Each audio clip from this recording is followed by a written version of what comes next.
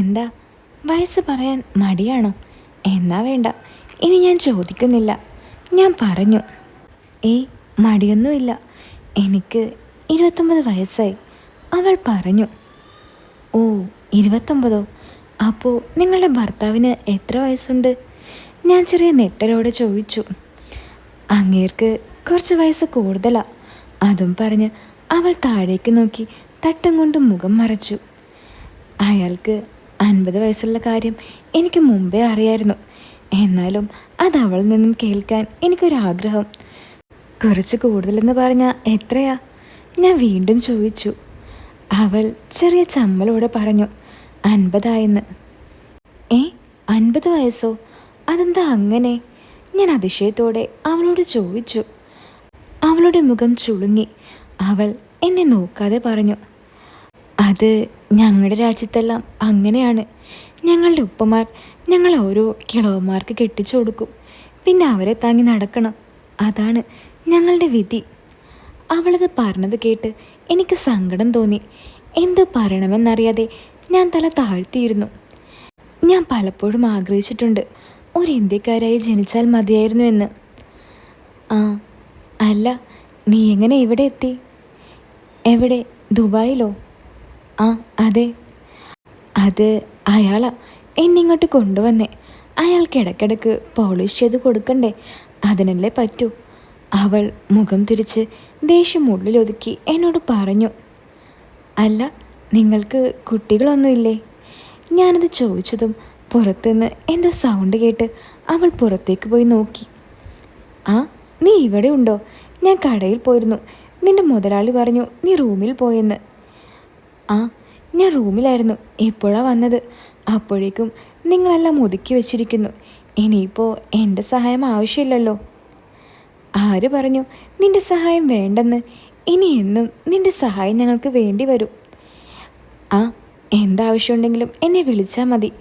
ഞാനൊന്ന് ചിരിച്ചുകൊണ്ട് പറഞ്ഞു. എന്തായാലും നീ ഇപ്പോൾ വന്നത് നന്നായി. നമുക്കൊരു ഫാൻ ഫിറ്റ് ചെയ്യാനുണ്ട്. എന്നെക്കൊണ്ട് എന്തായാലും കയറാൻ വയ്യ. നീ ഒന്ന് കയറി അതൊന്ന് വെച്ച് തരണം, അയാൾ എന്നോട് പറഞ്ഞു. അതിനെന്താ, എവിടെ ഫാൻ? വാ. അയാൾ എന്നെയും വിളിച്ച് അവരുടെ റൂമിലേക്ക് നടന്നു. റൂമിൽ ചെന്ന് ഞാൻ കണ്ടത് അയാളുടെയും അവളുടെയും വസ്ത്രങ്ങൾ ബെഡിൽ പരന്ന് കിടക്കുന്നതാണ്. അതിൽ എല്ലാം ഉണ്ടായിരുന്നു. ഞാൻ നോക്കുന്നത് കണ്ട് അവൾ ഓടി വന്ന് എൻ്റെ മുന്നിൽ നിന്നും അതെല്ലാം എടുത്ത് മാറ്റി. അയാൾ അപ്പോൾ ബോക്സിൽ നിന്നും ഫാൻ എടുക്കുന്ന തിരക്കിലായിരുന്നു. ഒരു കള്ളച്ചിരിയോടെ അവൾ അതെല്ലാം എടുത്ത് അടുത്ത റൂമിലേക്ക് കൊണ്ടുപോയി.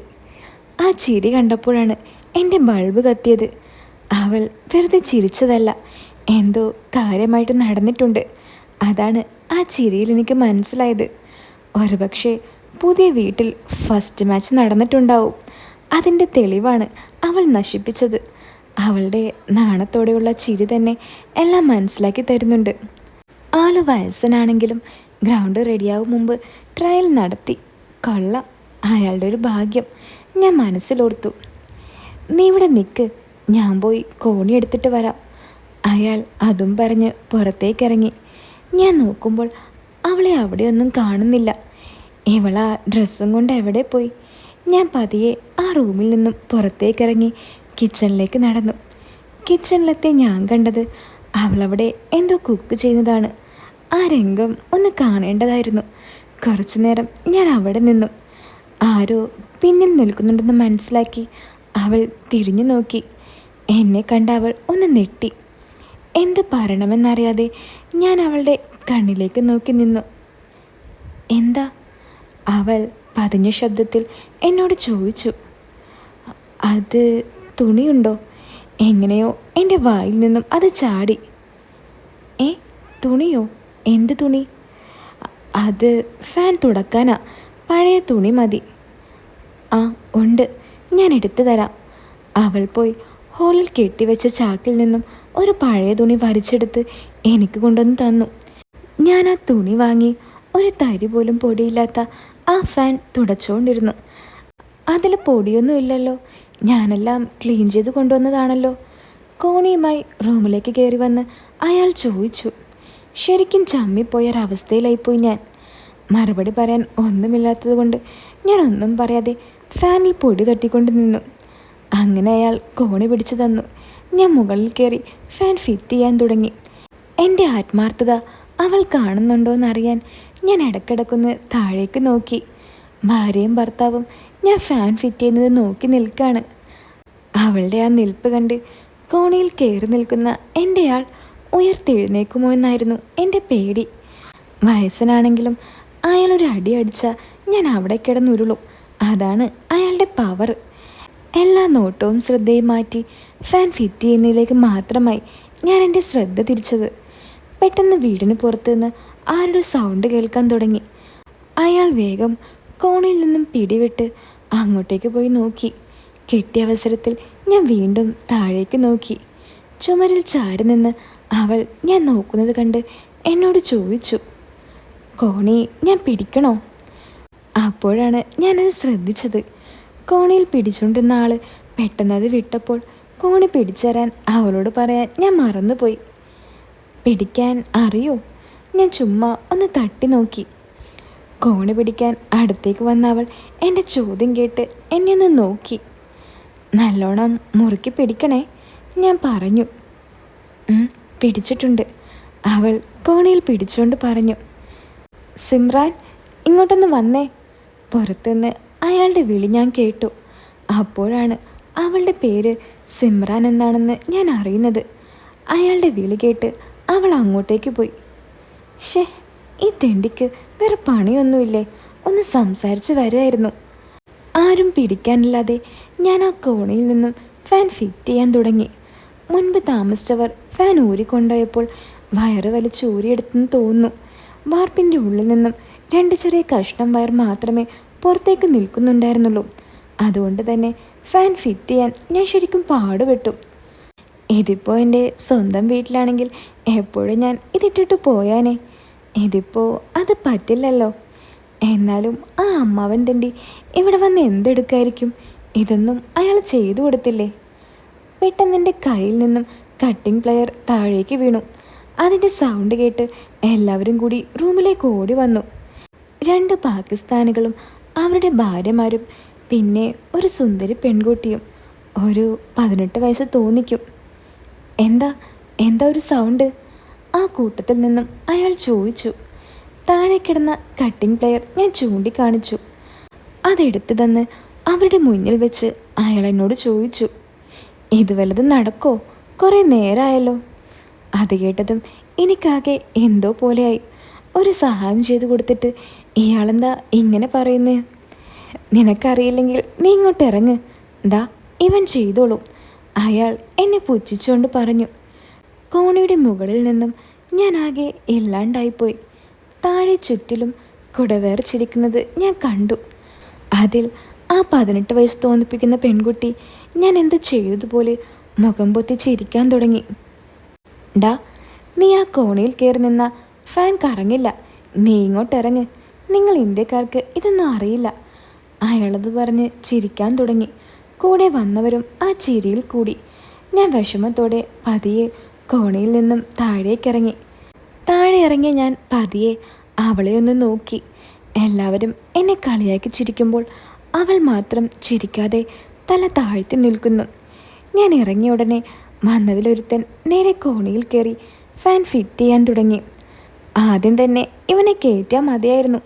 തടി ഇളകാത്ത ഇവനെയൊന്നും കയറ്റണ്ടായിരുന്നു. 2 പേരെ കിട്ടിയ ധൈര്യത്തിൽ ആ തെണ്ടി അവിടെ നിന്നും വീണ്ടും ചിലക്കാൻ തുടങ്ങി. ദേഷ്യം പിടിച്ചു വെക്കാനാവാതെ ഞാൻ വേഗം അവിടെ നിന്നിറങ്ങി എൻ്റെ റൂമിലേക്ക് നടന്നു. തെണ്ടി, എല്ലാത്തിനും ഞാൻ വേണ്ടി വന്നു. അവനും അവൻ്റെ ഒരു കൂട്ടാളികളും. പിന്നെ മറ്റവളെ, എന്തായിരുന്നു അവളുടെ ഒരു ചിരി! പൊട്ടിക്കണം 2ൻ്റെയും സീല്, എന്നിട്ടേ എനിക്ക് ഉറക്കമുള്ളൂ. ഞാൻ ദേഷ്യത്തോടെ റൂമിലേക്ക് ചെന്നു.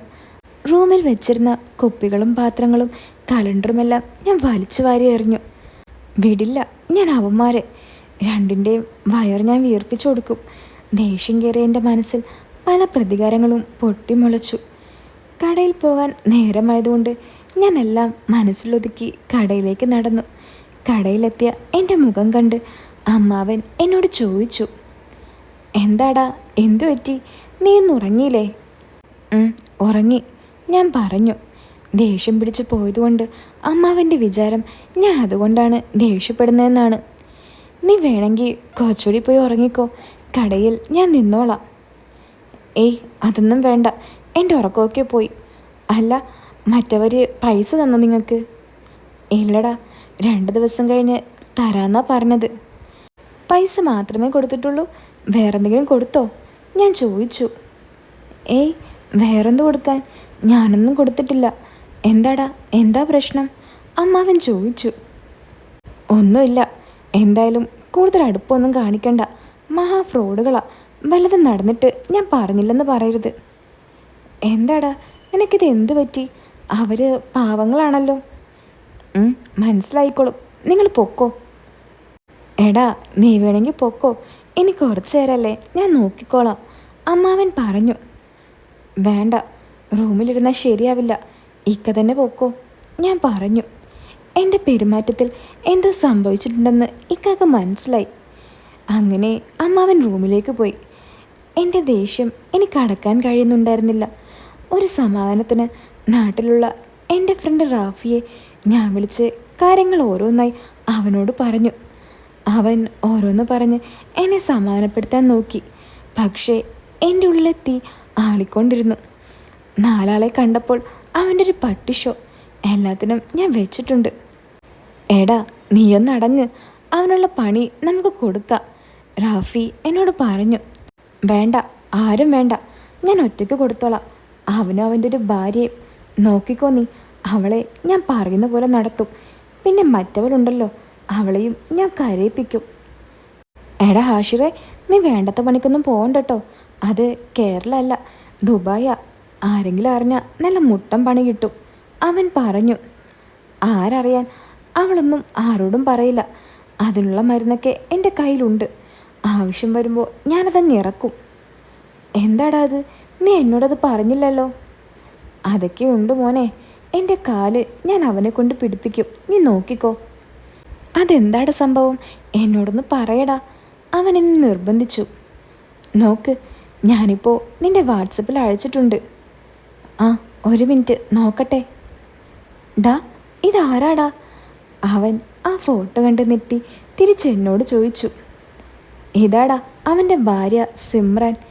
എങ്ങനെയുണ്ട്? ഹോ, എൻ്റെ മോനെ പൊളി. വെറുതെ അല്ല നീ പിന്നാലെ പോയത് അല്ലേടാ? ഡാ, അത് ഡിലീറ്റ് ചെയ്തേക്ക്, ആരെങ്കിലും കാണും. അല്ലെങ്കിൽ വേണ്ട, നീ വെച്ചോ.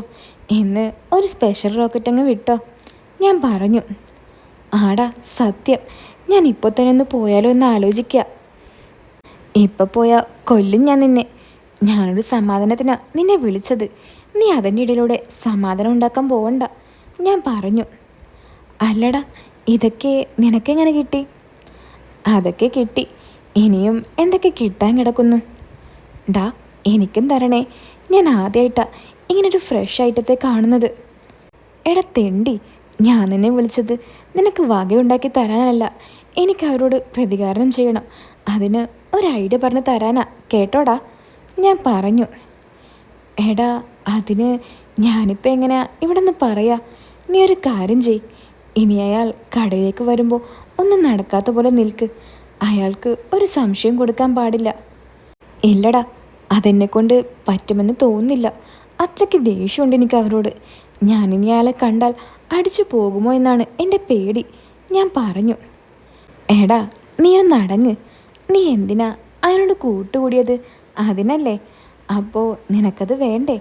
നീ അയാളെ അടിക്കാൻ പോയാൽ അതും കിട്ടില്ല, പ്രതികാരവും ചെയ്യാൻ പറ്റില്ല.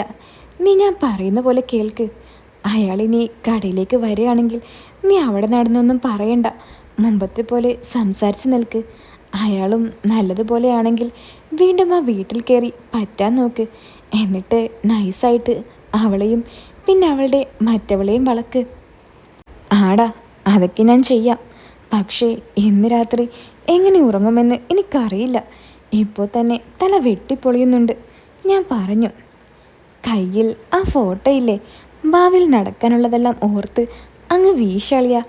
അതങ്ങ് പോകുമ്പോൾ എല്ലാം ശരിയായിക്കോളും, അവൻ പറഞ്ഞു. അപ്പോൾ ഈ കഥ നിങ്ങൾക്ക് ഇഷ്ടപ്പെട്ടോ? ഇഷ്ടപ്പെട്ടാൽ ലൈക്ക് ചെയ്യാൻ മറക്കല്ലേ. അപ്പോൾ ഇതിൻ്റെ 4th പാർട്ട് ഞാൻ ഉടൻ തന്നെ ഇടുന്നതായിരിക്കും. എല്ലാവരും കാത്തിരിക്കുക. അതുപോലെ തന്നെ ഇതുപോലുള്ള കഥകളെല്ലാം നിങ്ങൾക്ക് ഫുള്ളായിട്ട് കേൾക്കാൻ ആഗ്രഹമുണ്ടെങ്കിൽ അടിയിൽ കമൻറ്റ് ബോക്സിൽ ഞാനൊരു ലിങ്ക് കൊടുത്തിട്ടുണ്ട്. അതിൽ കയറിയാൽ ഇതുപോലുള്ള കഥകളൊക്കെ ഫുൾ ഓപ്പണായിട്ട് കേൾക്കാൻ കഴിയും കേട്ടോ. അപ്പോൾ പുതിയൊരു വീഡിയോ ഇട്ട് നമുക്ക് വീണ്ടും കാണാം.